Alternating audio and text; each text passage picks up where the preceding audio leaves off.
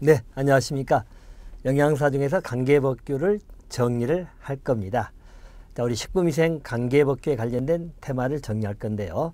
일반적으로 우리 시험 자체가 차지하는 것이 객관식 오지선다죠. 그래서 기본 객관증 한번 잡아드리고 가도록 하겠습니다. 우리 시험 자체가요, 우리 시간수로는 2교시 시험이고, 전체 과목 통으로 따지면 4과목이지만 세분하게 되면 9과목으로 출제가 되고 있습니다. 그래서 영양사가 되기 위해서는 여러분 알다시피 시험 자체가 우리 1교시에서 실시되는 시험이 2가지가 있고요. 또 2교시에서 실시가 되는 시험이 2과목. 쪼개면 이제 총에서 9과목으로 세분되긴 합니다. 자, 보통 1교시에서 다루는 그 시험들, 우리 영양학이나 아울러서 우리 생화학이죠. 그래서 이 부분을 정리할 것. 그래서 이 부분이 60문항이 출제가 되고 있지요. 자, 우리 객관식이고 오지선다형입니다. 자, 이 과목이 여러분들 영양교육이라든가요. 영양교육, 그리고 또 일반적으로 식사요법이 나오죠. 자, 식사요법입니다. 자, 그리고 또 우리 생리학이 나옵니다. 생리학. 자, 그래서 이게 또 60문항이 출제가 되고 있죠. 자, 그래서 우리 1교시가 전체 120문항이 출제가 되고 있어요. 자, 2교시 테마는 식품학이나 식품학 그리고 조리 원리입니다. 자, 이 부분이 우리 시험에서는 또 40문항이 출제가 되고 있고요. 자, 그리고 또 한 가지가 급식 위생에 관련된 테마입니다. 자, 그리고 또 우리 식품 영양 관계법규죠.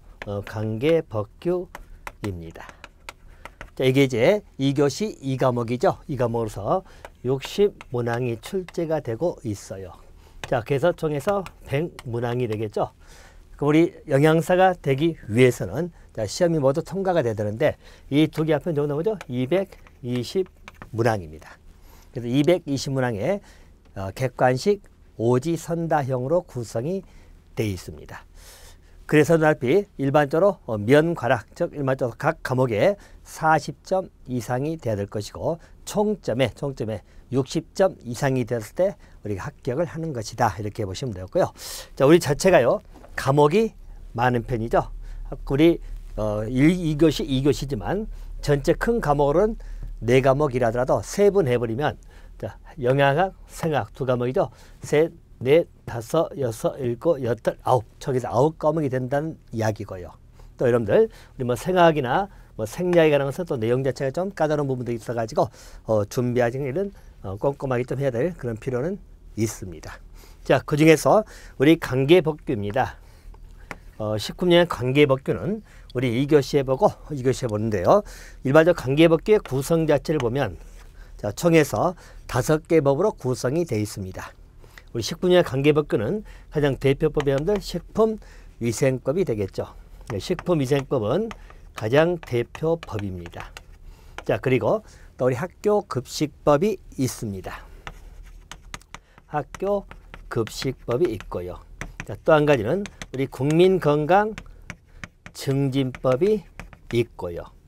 자, 또 한 가지는 국민영양관리 기본 영양관리법이죠. 그래서 국민 영양관리법이다 라고 보시면 되겠고요. 자, 그리고 5번째 법이 농수산물입니다. 자, 농수산물의 원산지 표시에 관한 법률입니다. 자, 원산지 표시에 관한 법률 저렇게 쓰겠습니다. 여기서 우리 관계법규는 총에서 5개 법을 공부하는 것이다 라고 보시면 되겠고, 아무래도 가장 중요도가 있는 것은 우리 식품위생법이 가장 중요하다고 생각하시면 되겠죠. 자, 그래서 이제 5개 법을 정리를 하도록 하겠습니다. 자, 보편적으로 우리 관계법규를 공부할 때 요령을 잠깐 설명해 드리면요. 자, 현재 우리 5개 법을 공부하고 있는데요. 이 법, 우리 관계법규는 자, 보통 이 5개 법을 공부하고 있는데 시험에 출제에 관한 것은요, 기본적으로 법 조문들을 공부하는 것입니다. 법 조문을 공부하는 것인데 일반적인 법학을 전공하지 아니하신 분들은 이 조문을 보는데 굉장히 까다롭게 느껴지시고, 또 경우에 따라서는 양이 많다, 모든 걸 다 암기해야 될 거냐 등등해서 어려움이 좀 있을 겁니다. 하지만 우리 시험 공부를 하는 데서 요령을 잠깐 설명해 드리면요. 자, 첫째 이게 왜 어려운가를 먼저 잡아드리고 그다음 어떻게 해결할 것인가를 말씀을 드리도록 하겠어요. 자, 일단 우리가 어렵게 느껴진 게 뭐냐면 법 조문이라도 5개 법이지만 우리 법의 구성을 보게 되면 자, 이런 건 전부 다 법률입니다. 법률. 그래서 식구작구이든 학교 급식법이든 전부 다 법률인데 법률이 만들어지면 그 다음에 그걸 보충하기 위해서 시행령이 만들어집니다. 그래서 시행령이 나오는데요. 이 시행령은 대통령령으로 되어 있습니다.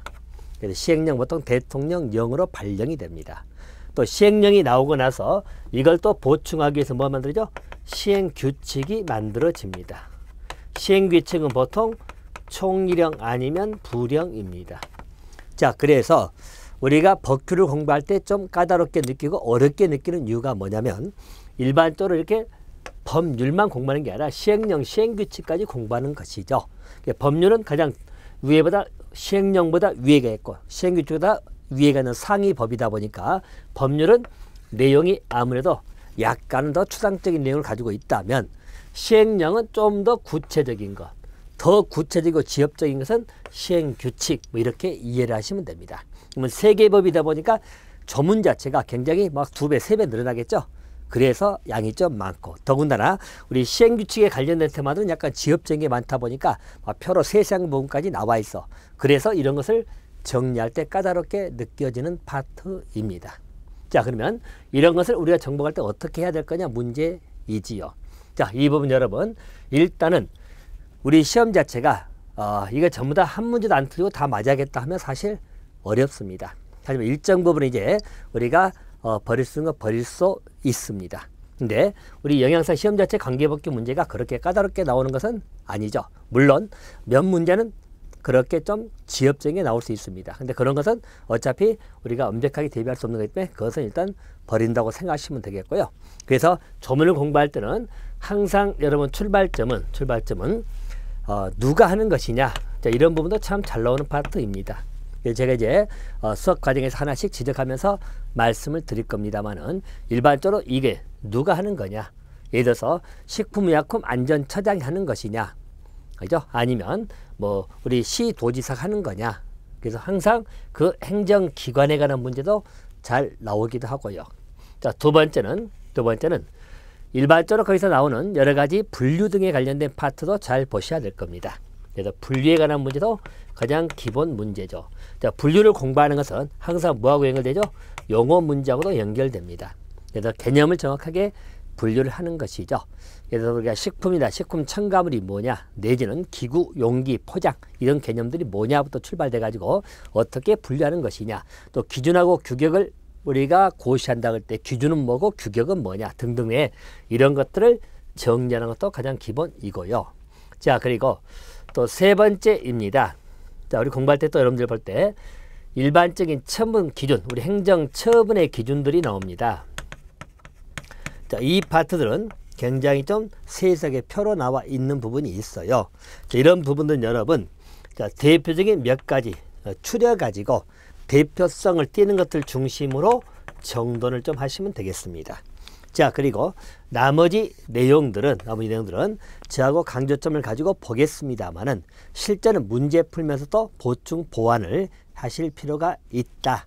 이렇게 보시면 되겠어요. 그래서 이 5개 법을 저랑 같이 해 나갈 것인데요. 현재 우리 영양사 되시는 분들이 한 3만여 명 정도 되시죠. 자, 보통은 다 우리 집단 급식소, 다시 말하면 학교, 병원 등에서 근무를 하고 있기도 하고요. 내지는 우리 보건소나 공공기관 등에도 근무를 하고 있죠. 어쨌든 여러분들 조금은 힘이 든다 하더라도 충분히 준비하셔가지고 학교에 갈 수 있으면 더욱더 좋겠습니다. 자, 일단 전반 개관적인 부분은 이렇게 설명을 마치도록 하겠습니다. 감사합니다.